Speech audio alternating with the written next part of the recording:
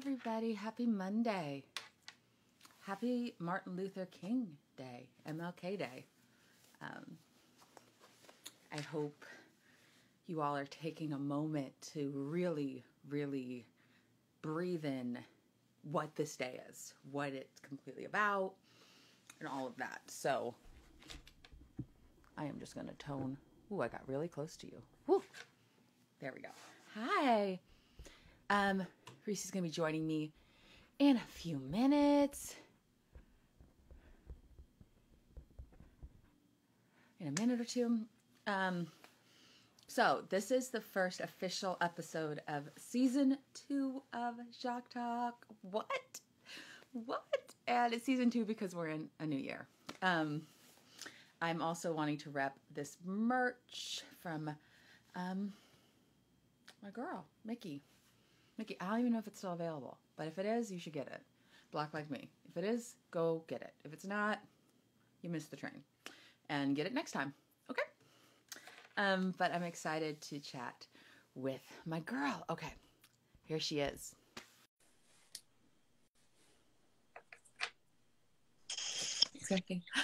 Hello. Hello, Doc. Hi. How you doing? I'm good. You look beautiful. Oh, thank you. Thank you. So So do you. Thank you very much. I'm trying this thing of like getting ready in the morning. Like that's my 2021. I'm like I'm gonna try to get ready as many days as possible. But we'll see. We will see how long it lasts. And yeah. I'm only because of you. And because my children had to go to the pediatrician this morning. But other than that, it would have been sweats. I have on real pants even. Like that's how really see an illusion. I have on yoga pants. So I'm ready from like here up. And then got my Mickey merch on and some yoga pants. And I'm like, okay. But you look good. And it's the perfect shirt for today. It is the perfect shirt for today, which is what I wanted. That's kind of how I wanted to start. It is MLK Day. And and I'm sure you have too, I've seen a lot of people posting quotes and photos and all sorts of great Martin Luther King stuff. But they have also been silent on their social medias about our current and continuous fight. And I want to know your thoughts on, do you think it's appropriate to just post like today because it's MLK Day? Or do you think if you haven't been working at it and being progressive and trying to do this, is it in vain to post a quote of MLK today? You know what? Where am I on this? That's a great question. It's a tough, I've been digesting it. So I posted on Saturday because on my actual birthday and because I knew that today was going to be kind of crazy. Mm-hmm. And my thought for Saturday was, if you're gonna post him, which everybody does and everybody has a right, you post whatever you want to, it's your page. Mm-hmm. But if you're gonna post him, first of all, think about the quote that you're using, and then also think about what you have been saying for the last year. Think about the things that you have said about all the different movements that are happening. Think about the things that you said about Me Too. Think about the things that you said about the entire summer of 2020. Mm-hmm. And then choose your quote.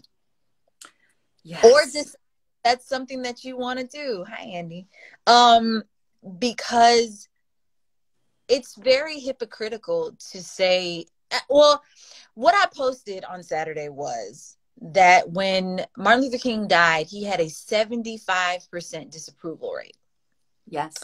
And he was considered the most hated man in the United States at the time. People did not like him. No, dangerous. Didn't like him. Like there were, it wasn't just white people. It was also, there were a lot of, we call them respectability people now, but like back then, people that were just like, you know, I wanna survive. I want my kids to be safe. I'm not trying to cause trouble. Like, I'm just trying to Like, survive. keep my head down and just, Yeah, keep my head down and move forward. And like, I can't even be mad at them. I don't even have anything nasty to say about them because I get it. Like, when I put it into context of 1968, I get why you would want to put your head down, moving and not saying anything, because it was dangerous to be as loud and audacious as Martin Luther King was. But yeah. I say all that to say that he wasn't the Martin Luther King that we know of. If you had asked somebody in 1968, if you had told, if we had gone back in time and we told them, yeah, he's going to have a statue in the mall, and there's going to be a Smithsonian Black History Museum right up there, and everybody would laugh. They would think you were. So agreed. History is always is hindsight is always 2020, and all the people that are saying they shouldn't protest like that, or he shouldn't protest like that, or, you know, that had lots to say about Colin and everybody else. Like, maybe think about what you're posting today. Like, think about the context of how you're posting. I posted something on my story. Well, I posted a post on his birthday, and then I posted a post yesterday that said, we also have to remember that MLK was a full human man who, like, what did him and his wife talk about? What did he talk about with his children? Like, he was assassinated. He was killed for these beliefs that we are still in some shape or form fighting for today. So let's also remember that this was a man who we lost years of him. He would still be alive, most likely. Most of his friends are still alive. And I think the context, it's not that long ago. I always talk to my dad, and he's like, I grew up drinking out of colored water fountains. And I always have to remember, it's not that long ago, and we're still fighting these battles, but also still trying to say how we are supposed to fight them. So I wrote, if you haven't read, like, his letter from prison, or if you posted a square and haven't done anything else, maybe use this day to say, how do I want to use my voice? How do I want to move this movement? And are my words going to help this movement? Or is this just for show? Because if it's just for show, maybe use this day to not necessarily post in public, but do some work inside to understand why you feel the need to post if you don't feel the need to have action behind your post. Like, without being judgmental, because I think it's hard. Some people want to keep their head down and are nervous about it, but we have more rights. We have more ways to be vocal than he did. And less risk in some ways. I mean, you know, I think one of my New Year's resolutions is to avoid hyperbole. Okay. Because we all, as humans, we have a tendency to want to, everything is terrible, like, you know what I mean? Or like, everything is wonderful, or you never, or using very finite words. And I don't know if finite is the right word, but like using these very definite terms on things that aren't quite as, defined as we would like. So, things are definitely better because you and I are here. And so we are talking openly. So, right. So, and like, we're not afraid that like anybody's going to come bash down the door or anything like that. Like, the FBI isn't looking for us. I mean, as far as I know. Right. I mean, I have a Black country music radio show. So like, that is out in the open and like corporate and everything. And so like, I know that things are better. Like, I can say that for sure and like feel confident in that statement. But could they be better? Most definitely. Yes. And can we be working towards something better? Hell yes.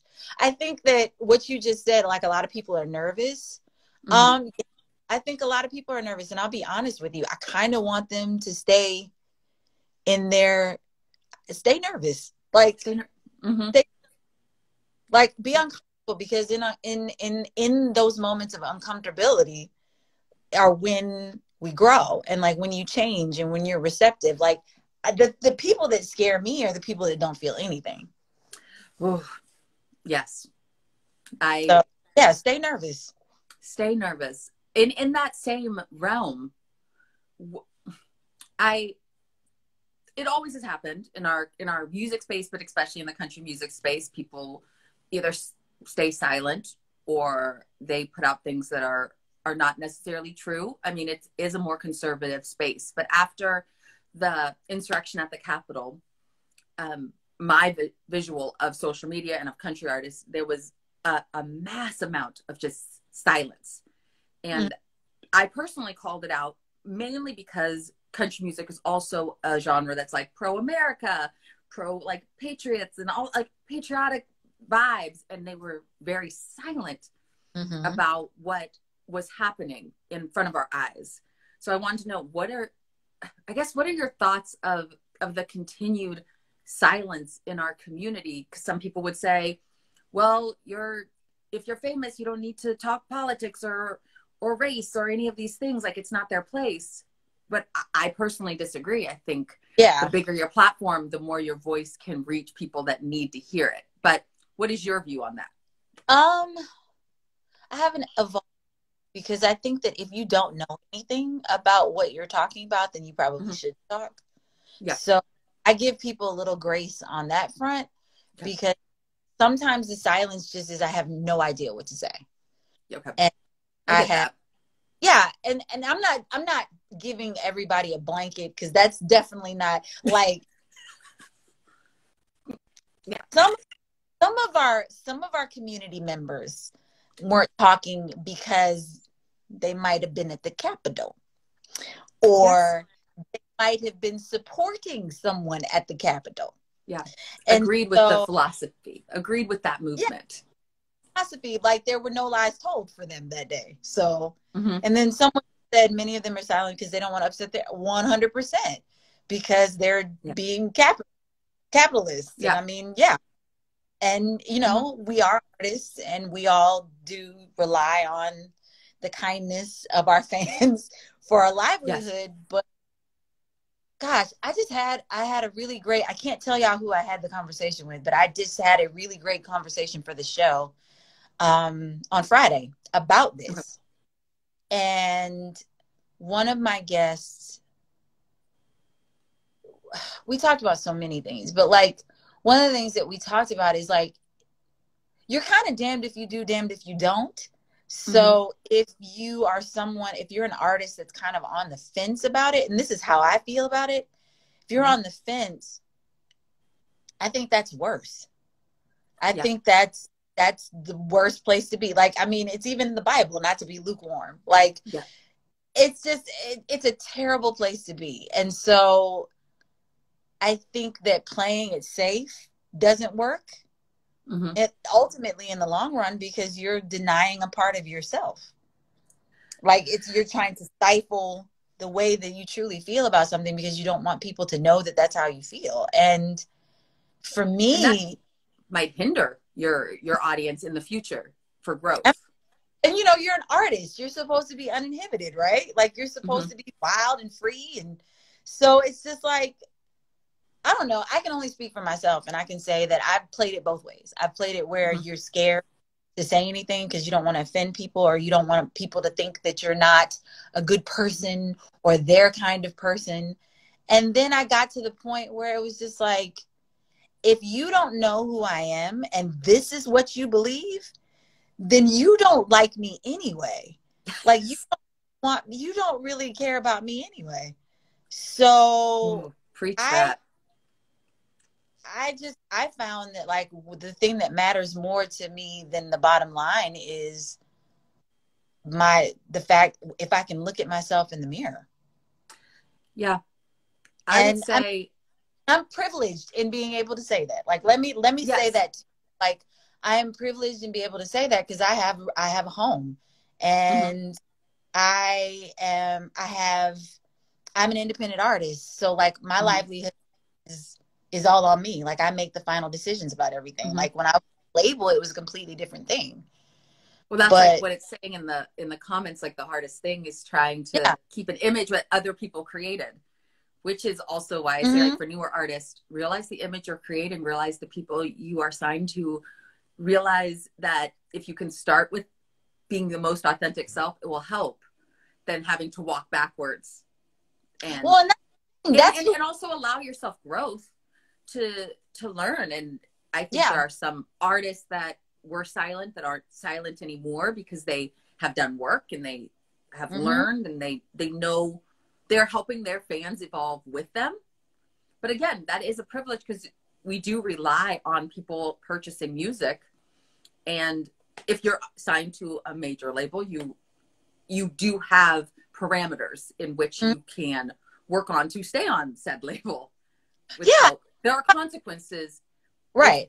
What are those consequences worth in who you are? For me, again, this is coming from someone that, number one, has income coming in, like has a job, and then also someone who is on their own, and I can make those decisions. And so that's why I don't really get angry at people for I don't get angry. I just think that I'm like, I'm sorry that you feel like you can't talk. And someone said, consider the flip side. And I mean, like, I don't think that John Rich feels like he can't talk. I'm saying John Rich because John Rich is one of the most outspoken people on an opposing side of me, like from what I believe and what I think. And so he represents to me the other side, the flip side. And I don't think that he's had a problem talking about how he feels. I mean, he voices it all the time. Yeah. And he has extreme privilege and money coming in and all the things. Like, I mean, he has a show on Fox. Like, he has made a living out of what he thinks politically. Yeah. So I don't think that there's, like, I don't know why everybody thinks that you can't say it. Like, you can say it. Like, can we just say this and then we can move on to whatever your question is? Because I don't want to take over your show, but I have to say this. Y'all, freedom of speech is not freedom from consequence.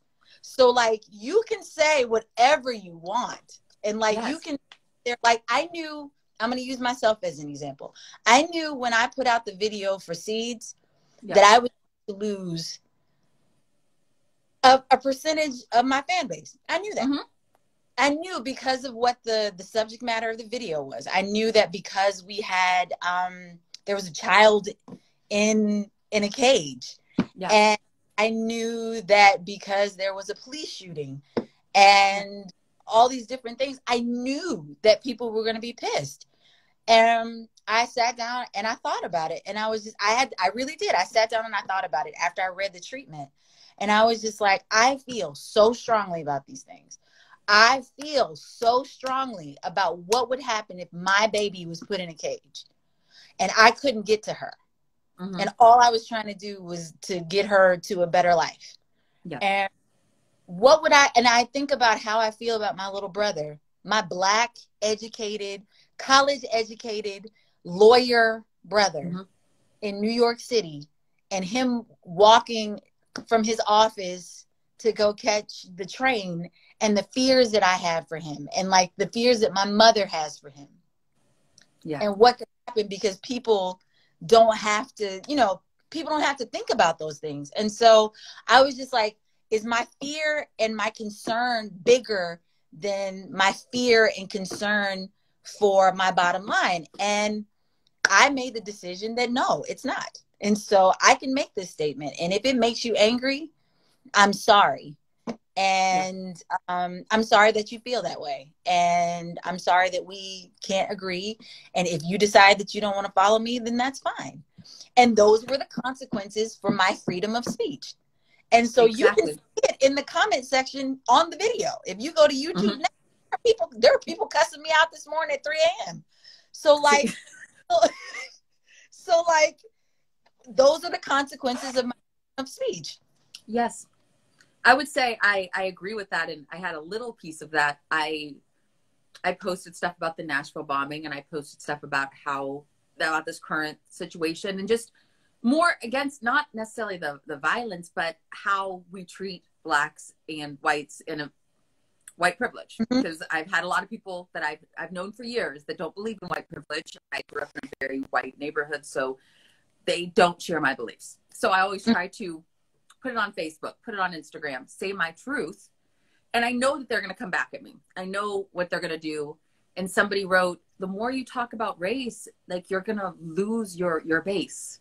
You're going to lose your people. And I had to post that. And I was like, I can talk about race. You can unfollow me. You don't have to follow me. You don't have to listen to me. But what's true to me is that race is a forefront of my daily life. So I'm going to speak about it. And I'm going to speak about it from my experience and how I feel. And if you have something to help me learn, bring it on. But if otherwise, I know that I might lose you, because I know where you're coming from, and you might not be ready to take in what I'm saying. And you might be offended that it's all about race, but it's about race. It's about my skin color in America right now. And always. Well, for those of us that have no choice but to. It's what I look like. Yeah, I just can't. Sorry. I can't change it. So I'm going to discuss it. And like I said, I've had people that have come in my DMs with honesty, like, I read this book because you mentioned it and it was hard and I had to put it down. Then I picked it back up and I'm like, great. I'm not saying it's going to be an easy thing. I'm saying that it is going to be, I urge people to grow and start where you are. And if I can help you grow, I'm good. If you don't want to grow, just click that unfollow button. It's cool. Like, I'm not going to go cry. I'm okay. Well, like, girl, the motto last year and the motto this year is, I refuse to have arguments with people who are dead set, determined to misunderstand me. Mm-hmm. Yes, that is, I need to write that out, because I try, and sometimes I get put in those arguments and I'm like, wait, stop. Yeah, no, I'm not fighting with you. Like, why am I fighting with you? Why are you fighting with me? Like, why are we fighting? Like, girl, on two things on that. I posted, because that's just kind of where we are. And so it's just like, I just, you can, like, there was a lady, I posted the other day that the insurrection on January 6th reminded me of the Wilmington massacre that occurred in 1898. And if you know anything about history, and if you don't know anything about it, like, it's, first of all, don't feel bad because it wasn't taught in history class. No, but you have to kind of dig it out. Yeah, basically, the city of Wilmington, the white residents of Wilmington decided that, based on false information in their newspapers, and up here is, people recognize me in the public from a social post. No, it was so long, I wanted to make sure I saw it. Okay. Yeah. No, but a person said, well, anyway, so the white residents of this town decided that, based on bad information, that white women were being raped, and feeling uneasy about their position in society because of Reconstruction and because of the appearance of upward mobility for Black people. And they just decided that after the election, they didn't like the results of the election, and they decided to overthrow the government in that town and get rid of all the Black residents. And that's what they did. They killed many people, and they drove for the longest time, there were not Black residents in Wilmington. Yep. Wilmington is where that we go on a regular basis in the summer to go to the beach. Yes. And I had no idea until I heard a podcast about it, and then I read about it in the 1619 Project. But I posted this. I didn't say Wilmington sucks. I didn't say that present day Wilmington is a terrible place. I didn't say any of that. And then this woman comes and just starts yelling at me, like, I know she's yelling because all caps. She's going off on me. Yep, all caps. Wilmington on Fire is an amazing documentary if you want to know more about it. Like, it's an amazing documentary. Yeah, it's 1619. If you haven't read it, go read it. It's amazing. But anyway, she's just going off, and it's people like you. Wilmington is a beautiful place, and blah blah blah blah blah. And yeah, it's So I told her, I was like, I didn't say anything about Wilmington, and she was upset and kept going. And I was like, ma'am, you obviously, it doesn't matter what I say. I was like, so you have a great day. She didn't know what to say. So then she direct messaged me, and she was like, I apologize for coming at you the way that I did. Yeah. And because she didn't expect me to stop arguing. Like, because I'm not arguing with you. Yeah. We're not doing this. And I'm telling you, it changes things. Like, when you just stop talking. But that's a practice I need. And Miss Watson, I appreciate that. I get in my emotions. I do. With certain people with certain comments. Like, some I can just set down, but it's a practice that I need to personally work on, because I want people to grow, and I want people to feel safe. I want people to feel safe to comment or to message me in a way of growth, but not feel safe attacking me. Does that make sense? Like, so, and I do believe when somebody attacks you, silence and just being easy is usually the best response, in the sense of people want you to get riled up, and then I start typing and misspelling, and then my whole it gets bad. I've gotten better. Beginning of the pandemic, I was pretty bad with my clapbacks. Yeah. No, this year I decided I give you one round. Yeah. And then that's beautiful. Yeah, I'll give you one round. And in that round, I'm going to give you why I feel the way that I do. I'm going to give you facts. Like, I'm not even saying, well, I think. I'm like, it's just facts. Merriam-Webster says that blah, blah, blah, blah, blah. And that is why I think this. Or this book, whatever, this reputable source is why I think what I think. And then if you continue to fight, then we're good. Like, you can. You're not gonna let them have your energy. Here. Right. You can stay here and look crazy. It's up to you. But you keep typing, I'm done. That is, honestly, that is beautiful to me. I had somebody message me quickly when I posted the comment from the person who was attacking me about talking about race, and I had blocked out the name. And they're like, you should have the name out so we can all know. I'm like, I'm not trying to shame this person publicly. I'm like, I'm posting this so you guys see what comes at me. And it's a teachable moment, I find. But I'm like, I'm not here to shame people. I'm not here to dehumanize people. I'm here to show, like, this is what people feel comfortable saying to people online. We feel comfortable arguing with people that we don't know about things that we might not even know, like, or they might not even know the basis of. Like, so it just an overall lesson, like, know your facts as much as possible, people, before you come at, because a lot of people write things that aren't true or are overly emotional. I'm like, that's just not the truth. Like, when people tell me white privilege isn't real, I'm like, where? Like, I'm attacking them as a person, and I'm like, my mom's white. Like, I'm not attacking all white people. I'm just saying there are benefits, and there are inherent benefits if you have white lineage, or if, like, we're light skinned. There's benefits to being light skinned over dark skinned. Like, there's just historically, I think is how America and most of this world is ranked.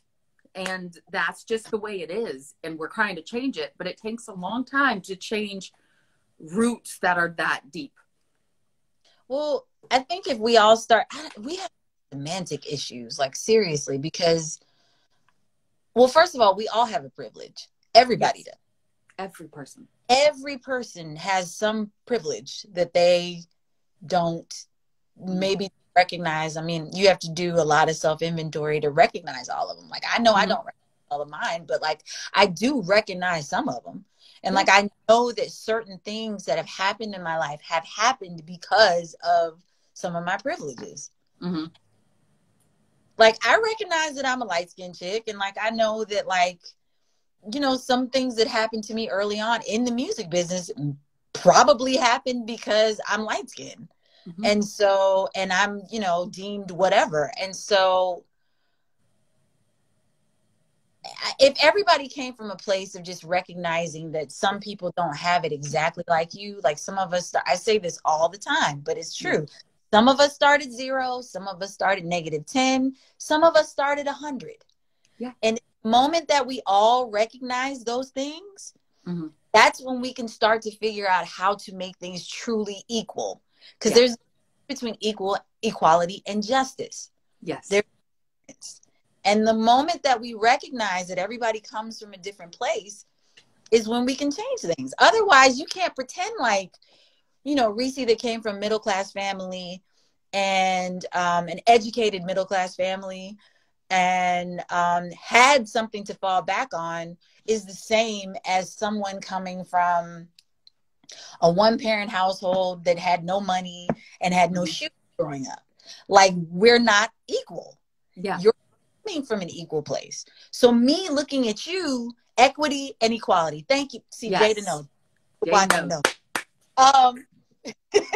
But there's, you know, I it's real crazy of me to look at you and be like, well, girl, you know, you should just pull up your bootstraps and come on. Yeah.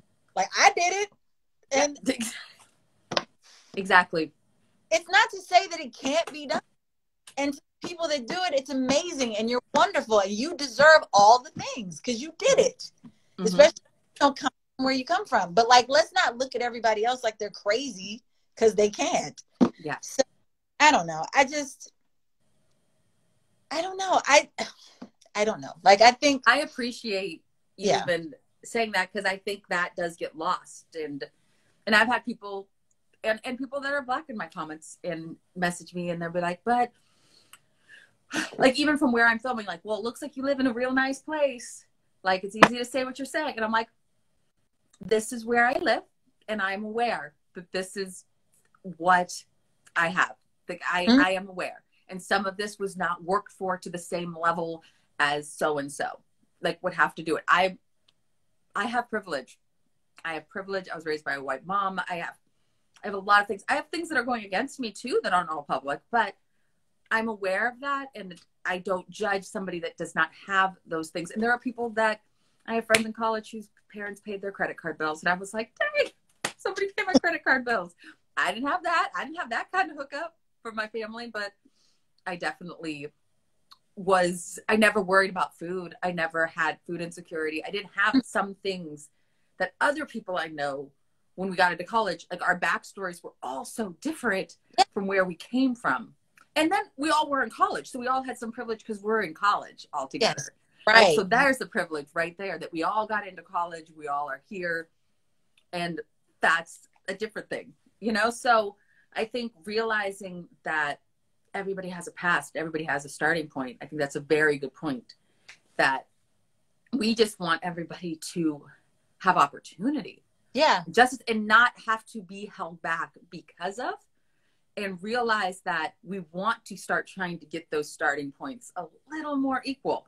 And we're not saying we're all going to start at the same place. Like, we live in a capitalistic society that rewards some things and leaves you behind for some things, but we can get it a little bit more equal, and we can start to change that. I believe slowly. It's going to take time. Obviously, MLK's been trying to do it, and we're still fighting those same battles today. Gosh, I was listening to Kids to the Pediatrician today, and on the way home, we were listening to the radio, and we were listening to NPR, and they were talking about the last couple years of Martin Luther King's life. And if you want to see something really great tonight, like if you want to do something to mark today, watch King in the Wilderness. Ooh, that's good. It's on HBO Max, I think. And it's great. Yeah. Because it's not like smiley, I have a dream. Like, he was actually really discouraged. And when I watched it, it wasn't that it made me feel good, but it made me feel like, okay, like this I can relate to, because it wasn't, because he had doubts, he had confusion, he felt bad about some of his earlier stances on things because he saw things differently. And because he left the South, like a big part of what his issue was, he left the South and he was starting to work on poverty. He was starting to work for People's Campaign. Yeah. And part of that was him going to live in public housing to see how it felt. It's called King in the Wilderness. It's King in the Wilderness. It's great. And he went to Chicago and he lived in the projects, and people acted a damn fool. Like, they picketed him. They threw things at him. They threatened his life. I want to say they shot out the windows, if I remember correctly, of the place that he was staying. It was crazy. And he was just like, oh, okay, so this isn't just the South. Y'all crazy up here too.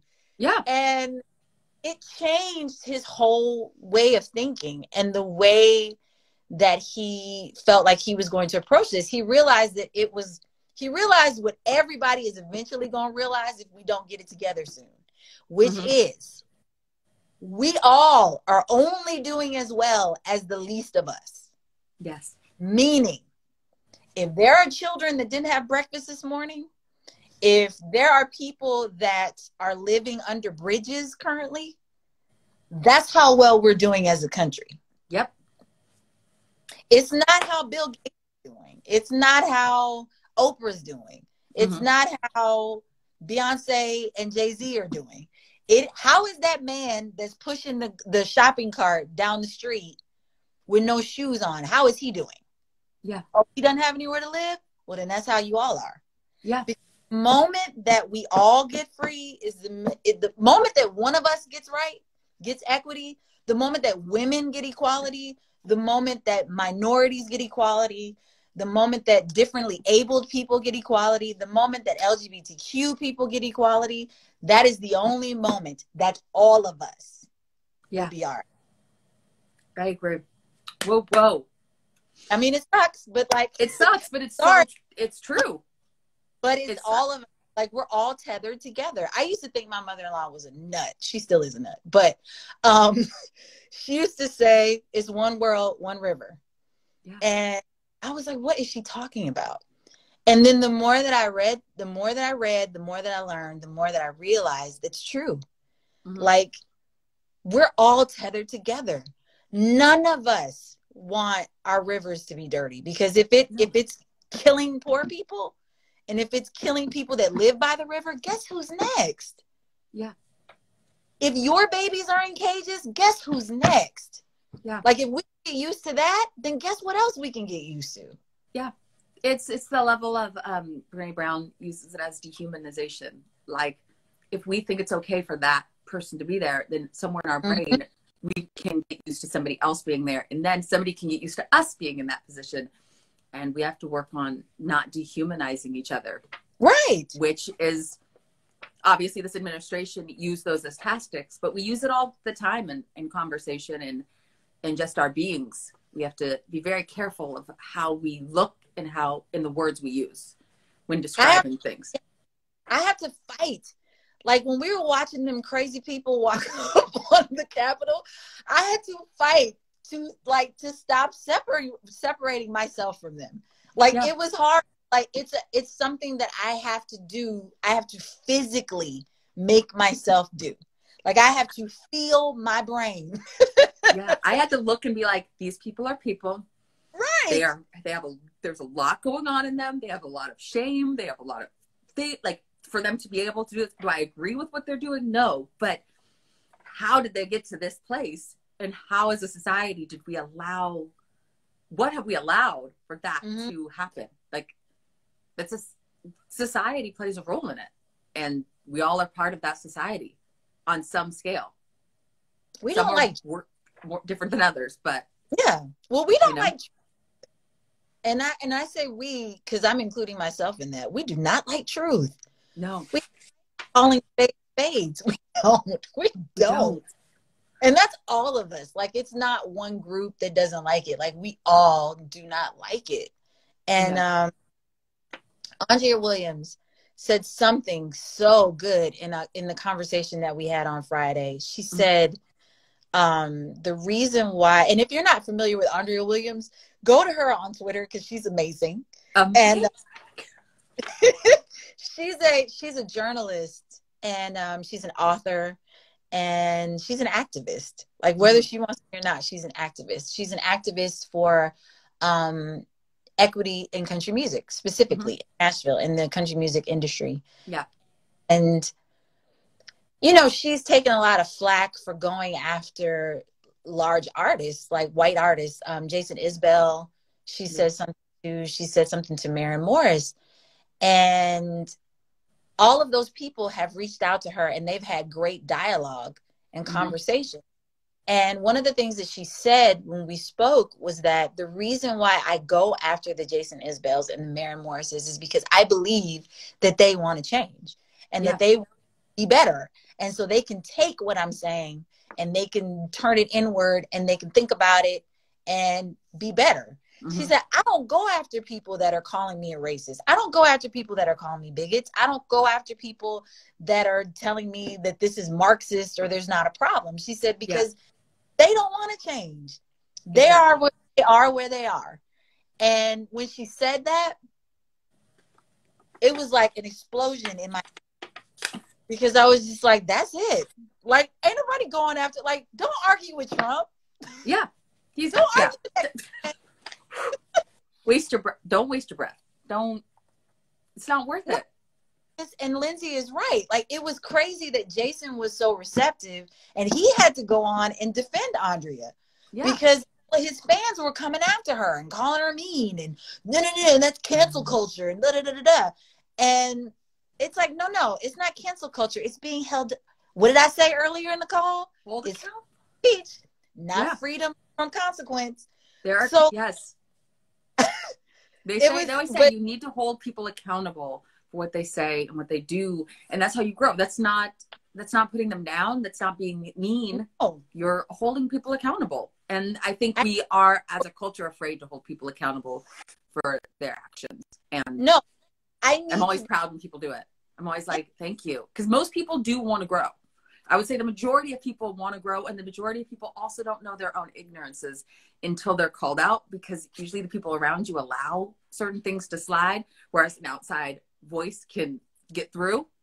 So it's important that we have people like that, and that we ourselves try to do it to our abilities, in our lives.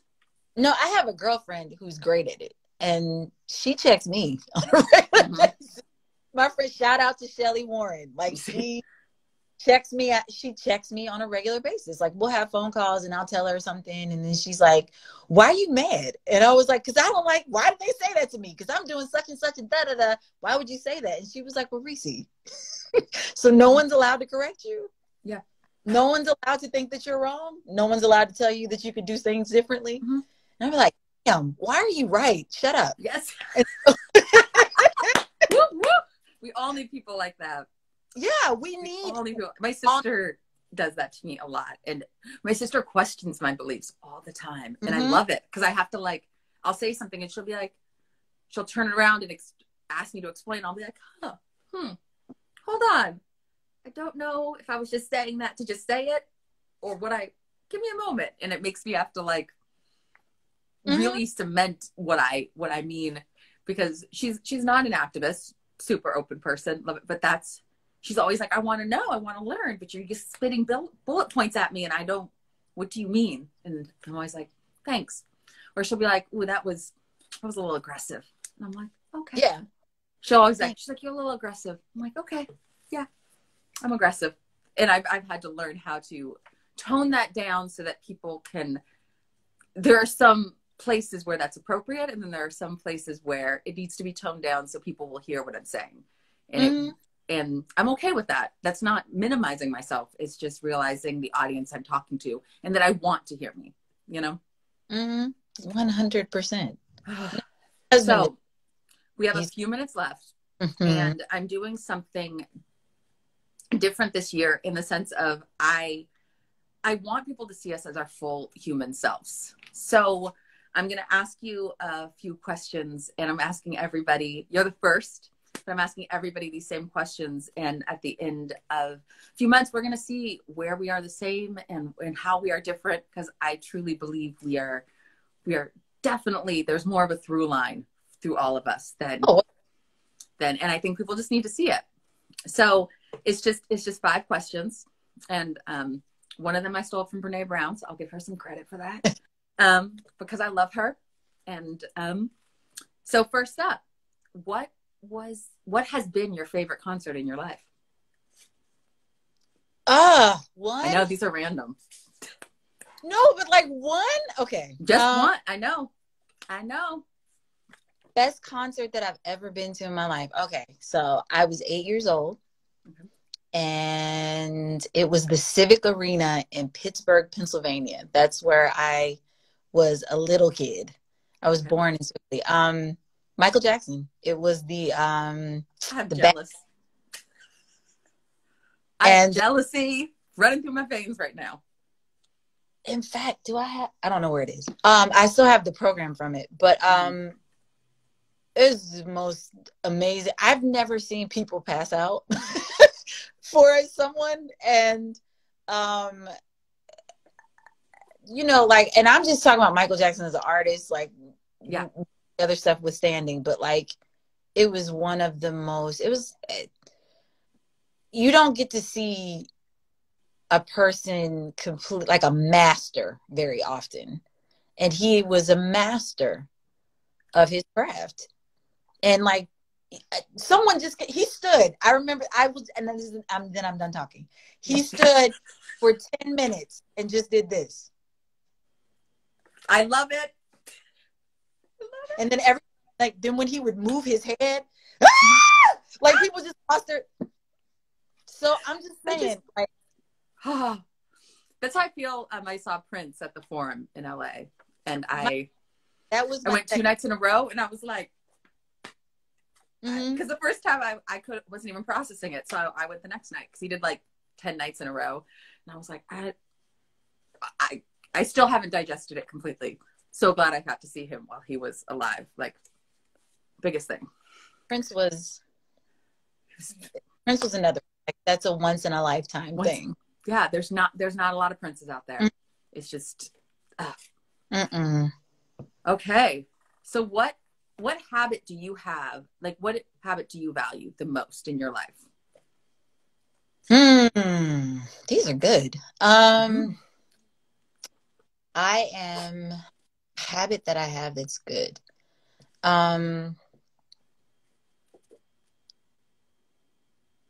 It's funny. I'm better at this with my friends than I am with my husband, and I'm trying to fix that. This is just me being 100% transparent. In marriage and therapy, we talked about this. I try to apologize. I love that. I try to apologize because, I don't know. I try to apologize. Like, I try to acknowledge when I'm wrong immediately. That's beautiful. And except to my husband. Hey, it's a practice. And so it's something that I'm trying to practice. But yeah, I try to apologize as soon as I say something crazy or do something crazy. Okay, this is the one I stole from Brene. A sliding door moment in your life. So one moment that changed your trajectory. Ooh. Yeah. These are good. I know. I have them written down so I don't forget them. Yeah. I'm like, okay. Need to remember. A moment that changed my trajectory. Well, first of all, the moment that I decided to listen to my friend Shelly and start a podcast. See? She'd been telling me for like 3 years. And I was like, girl, don't nobody want to hear me talk. Yes, we do. And she said, Rissi, you talk about this stuff all the time. Like, you type about it, you read about it, and then you try to tell me about it. I don't want to hear it. Like, you should talk about this and record it. And I didn't listen to her. And then when the when COVID started and we were in quarantine, I didn't have anything else to do. So I was just like, I finally have the time. Mm-hmm. And it changed the course of my life. And before that was making the decision to do country. Because if I hadn't done that, then I wouldn't be doing what I'm doing now. So everything's worth everything. So like, you know, do the things that make your stomach hurt. Yes. Yes. Okay. Do you find more value in learning or in teaching? Like in learning from others or in teaching others? Girl, these are good. I may have to steal some of this. You can steal some of this. I got you. I might have to steal some. This is good. I stole from Brene, so you know. Brene. I like learning. Me too. Yeah, I like learning. Because I have so much to learn. And no, not eating ice cream, but yes. No, learning. Because there's so much I don't know, and that I learn on a daily basis, just reading things and just listening to people talk. I'm a podcast. So I listen to a lot of podcasts, a lot of news podcasts and like history and stuff. And I have a running list on my phone that's like this long, if you were to print it out, of things that I need to read that. I need to do this. I need to read this. So yeah, learning. Okay. That brings me to my last question. What book do you recommend that people read? These are good questions. What is a good? Oh my God, there's so many. I know.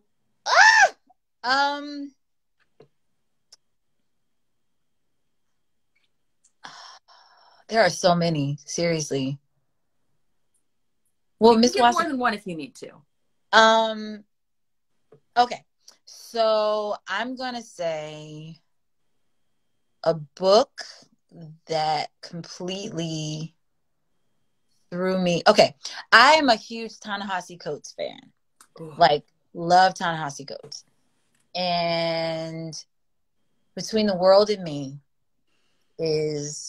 should be required reading. I just read that in the last month. Yeah, especially for Black and brown children growing up in the United States, until some things like really, really shift. I think it's a really great book. And I think I won't even just say, I'll say especially for Black and brown young people, but like all young people should read that book. It should be required in school. And this isn't a book, but this is something that this should be required learning. And like my kid is going to be reading it. Both of my children are. 1619 Project. If you haven't sat down and read it, if reading is not your thing, they did a podcast limited series of the essays. Yeah. And the authors of the essays are reading them. And then they've also added sound bites and music and all that. And so it's like super entertaining and it goes by really, really fast. But like, my God, please read it. Because what we know about history, like for real, could fit on the tip of my pinky. And so 1619 will change the way that you look at all of this. And you should be open to looking at all of this differently. Because if we had maybe learned some of this stuff when we were in school, we wouldn't be here right now. Yeah. Like maybe we recognize the signs that we were headed towards Reconstruction again. Because that's essentially where we are. We're in the second Reconstruction. Actually, we're in about the third Reconstruction. Yeah, I was about to say a little bit far. Yeah. Yeah, we're probably the third, because there was one in the 80s, and we're in the third Reconstruction, maybe fourth. I don't know. Yeah. But we would recognize the signs. Yeah, and I will, just so people listening, I will put all that in the show notes so that you can just gain all that knowledge, because I listen to it, and I'm an auditory learner, and I was overwhelmed, but I was happy to be overwhelmed with just the knowledge that I had to gain. So God, like just okay, like I'll just even give like so there was if you guys are wanting to know why we have such an issue figuring out healthcare, my God, listen to the one about healthcare and it explains why we have such issues with it. And it's after you hear it, it will be so clear to you from the arguments that like it's not even like the politicians change their arguments. They use the same arguments. They just change them. Like so just go read it. Like just go read it and go listen to it and then we'll talk about it later. Cause like we'll be talking again. Don't you? It's life. It's like well, I just want to say, I could talk to you forever. I could talk to you for like hours. I love you. I love you beyond. And I appreciate you. And I appreciate your show, but I appreciate you as just a person. Like you are just a light. And I feel very, very blessed to be able to share space and energy with you and have other people like watch us do that. So thank you for taking time on this MLK Day, because you know it means a lot to me. Well, I appreciate you and thank you guys for all listening, because that was a lot. Yeah. Thank you. No, this was, I mean, Stephanie, you're so good at this. Oh, thank you. You are so good at this. I'm glad that you're doing this because you are so good at this. Thank you. I just love conversations. I love learning and I love conversations, and I think that's how we heal. That's the only way we're gonna heal this country, is realizing how similar we are. And we are. And calling it out. We are. The only way. We all have blood running through our veins, folks. We all are gonna go born, we will all die. So let's just make the most of it while we're here, you know? Yes, Miss Watson. Miss Watson is one of my teachers from Eureka Senior High School. She's amazing. And she said, go be of service. And yes, that's everybody. Go forth. Be of service. Go forth and be of service and just do something today that's going to make this world even just a little bit better. Put on a damn mask. Yeah. Wear a mask while you do it, folks. Wear a mask. So, all right. I love you, girl. Bye, girl. Talk soon. Have a good post this on my page so everybody can watch it. Bye. Bye.